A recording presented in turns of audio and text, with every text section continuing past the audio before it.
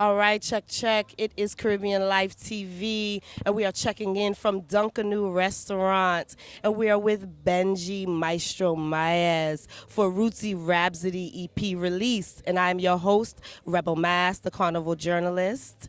And again, we're here for your release tonight. So tell us a little bit about the music and what brought you out here to Dunkanoo.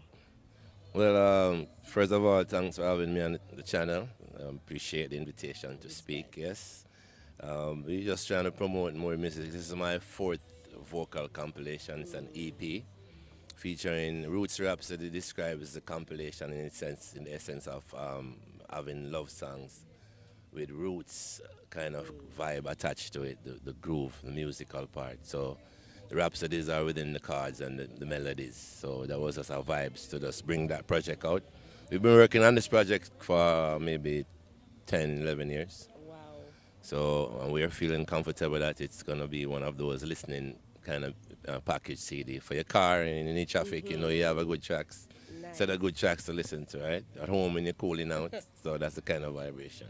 Right, right. So you mentioned, a little bit just now about love. So, just listening to your bodies of work over the years, a lot of your lyrics are about love and intimate relationships.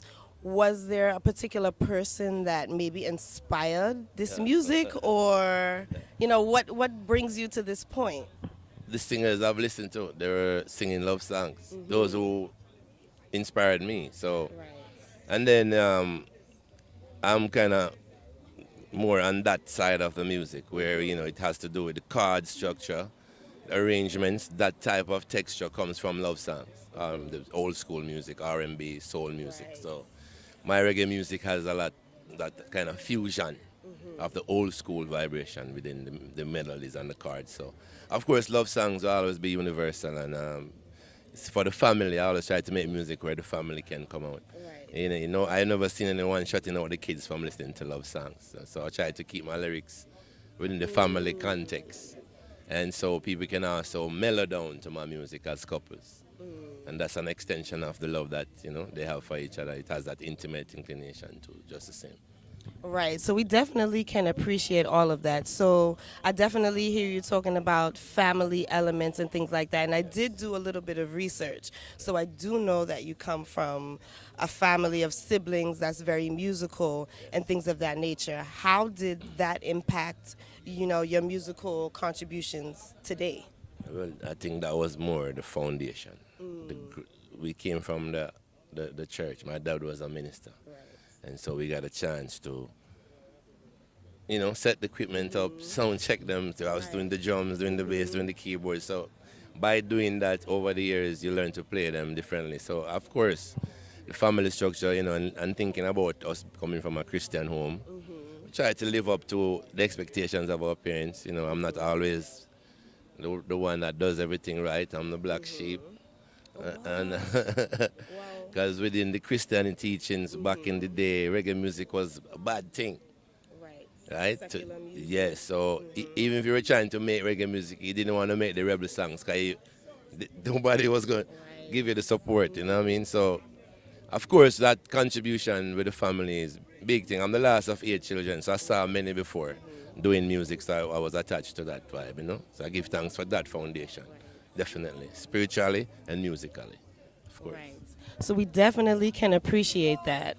So with all that being said, with the current state of reggae music right now, how do you feel about the emerging artists that are currently making music right now within reggae? A few solid artists doing it to that level. But reggae music has different, would say, different textures. Because it's same grassroots music, but it comes with different vibes. So there's Coffee and there's Chronics and there's the young ones who are doing music with melodies and chords. So we applaud that. Portugee, we have other people doing some nice stuff. So there's a good crop of young artists coming out. And I always talk about the media can do more to expose and balance what they share in the public's eyes. So that will also help to generate a wider listening audience, because the reggae music sometimes limited to the party sex music, and it's bigger than that. You know what I mean? Yeah, so we actually, would I say, I would reach out to the media too, for them to look into all that you could do to widen how you present the music, especially radio. So I have a personal question for you. So, obviously you grew up in Jamaica. For those who don't know, you're from Jamaica. From Jamaica. So how did that impact, you giving us such memorable music? Our music have always been influenced by the world music. From day one, it came from Cuba, it came with the Scatterlights, it came from the R&B that we were listening to, because our sound systems were playing a lot of R&B music, and then they went into the studio to record those songs to make them hit songs. So from where I stand, I still try to balance Jamaica's energy with the world energy. So I fuse my sound like I fuse my food, and I try to fuse my way of thinking because it's global. So I feel that like Bob Marley did that. He did the music from a world perspective. He was using an American guitar player to play guitar riffs that would bring the R&B to his music. So all the elements matter. And I'm on a fusion mission, so I'm always open. I have that other side to me which we didn't talk about. I'm also a jazz student. So we're going to go deeper after this project. We plan to, now that it's released, we're going to be going back into the studio to finish an instrumental project. It's called the Jamaica Jazz Masters, featuring an all-star cast of talented individuals from all over the world, compiling and combining with us down there. Collaborations, all collaborations. Right. So, with that being said, that's just amazing, and we can just, all appreciate the musicality that's going to come with that project. So, let's backtrack just a little bit to 1995 when you first came out with Love You Higher, right? So, with that music and things like that, what was it like crafting that project? And then, with that being said, how has the music industry evolved and changed for you since that project? Big transition, because I'm a musician first. Right. So I'm coming from playing. I toured with Jimmy Cliff Toots as a bass player. I toured with Rhythm Kings Band. Lieutenant Stitchie was my first touring act. Large up Lieutenant Stitchie, one of my brethren, big time, always a good guy, good brethren. I would say when Love You Higher came out again, new waters, new place. I don't have my guitar on me anymore. I have a mic in my hand, so I had to readjust how I perform, how I present myself. I'm still trying to find my zone, to be honest. So yes, and I might have fun, but it varies. It depends on where you're at. So I like to play where I'm. Like the quote says, go where you're accepted, not where you're tolerated. I like to play where the fans know my music, are open to my music. So I don't put myself out there where, because you could go on a bad show. Not that you're doing a bad show. You could appear in a bad show. Show wasn't set for you. So I try to be choosy and to be calculated about what I'm doing. So I'm looking to fuse also with the jazz festivals in the Caribbean. I would love to bring my sound to that type of setting where I could play the reggae music fused with all the different styles. So Love You Higher is really the base for my sound. It really brought all the elements. So I spent 3 years working on that track to kind of perfect the sound. And because you're making an impact, so you want to be able to make sure that things, it was mixed 1 year before it was released. Wow. And then the three.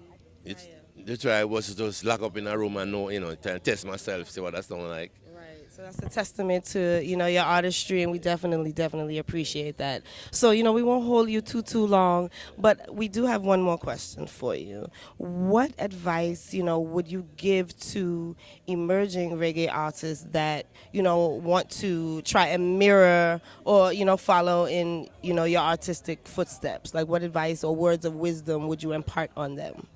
I would say stick to your thing, master your craft, own what you know. And so when you do it, try to do it to the best of your ability, because your confidence shine when all of that is within you, and so it propels and it transmits. So if you're doing it with doubt, we'll hear doubt. If anything, if you're fighting, if you're playing ball, if you're in the game, any game you're in and you do it with doubt, you get doubt results. You see me? So you have to really own your craft. Practice. Try to understand the language of music, the business of music, and the emotions of music. Because you have to know which song to play when, right? You have to get into listen to other bands, go out, hear other things, evaluate yourself. So it's an ongoing thing, eh? It don't stop. Yeah, yeah, yeah. I do the same things I'm telling you right now. I still do that. I still have to go out and check to see what some people playing, and it's like you get a wake up call, like, okay, I need to practice tomorrow. Step it up a little bit. Okay, all right. So, I'm not wanting to be like anyone, but I try to stay sharp. Like, so you could fit into what is going on. At least you understand. Even with today, the youths are listening to the music from a different place. I listen to beats. We're listening to songs. Okay, So it's a different thing. Right. So, but I try to understand because we have kids our children like beats. Right. But they don't know about songs and melodies. So we have to also re-educate them while we entertain them. So that's why I choose to play instruments when I perform, open up myself to other stuff, share a different side of me, because there's always someone who's never seen that before. Right. Yeah. And with you saying that, how you like to open yourself up, playing just the different music and the instruments, like you on the bass guitar is amazing. Like I personally, I love just live music, but for you to just go on stage and just display that type of artistry is it's awesome. We appreciate you. I'm just saying this before you go. This has to be one of the best interviews. It's been it's one of the longest ones. Yeah, no, it's good.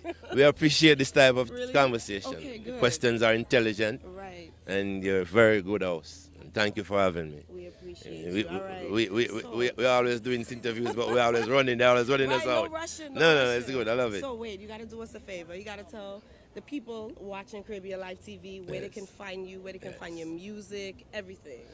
We'll be uploading our music very soon, the new music, to an online store. But in the meantime, I'm active on social media. It's BenjyMyaz. If you Google search all the handles, you'll find Benjy Myaz. It's all over the net. You have SoundCloud. I'm listed. Yeah, babe. Yeah, man. I'm look forward to hearing from the Caribbean folks as well, and I'm looking forward to going further down into East. We always go to Anguilla. We go to Moonsplash. We go all over the Eastern. Nice. But Trinidad is on my mind. I want to go see Tobago Jazz Festival. I look forward to that. Yes. See? All right. Well, it is Rebel Mass checking in with Caribbean Life TV again. We're at Duncanoo for the EP release of Rootsy Rhapsody. We are with Benjy.